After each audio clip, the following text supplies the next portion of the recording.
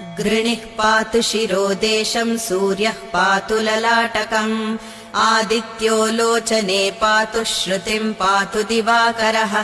घ्राणं पातु सदा भानुः मुखं पातु सदा रविः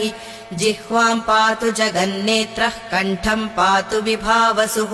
स्कन्धौ ग्रहपतिः पातु भुजौ पातु प्रभाकरः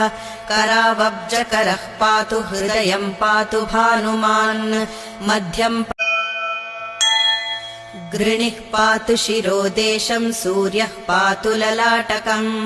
आदित्यो लोचने पातु श्रुतिं पातु दिवाकरः घ्राणं पातु सदा भानुः मुखं पातु सदा रविः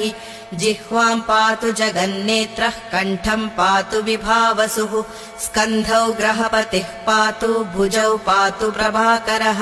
करावब्जकरः पातु हृदयं पातु भानुमान् मध्यं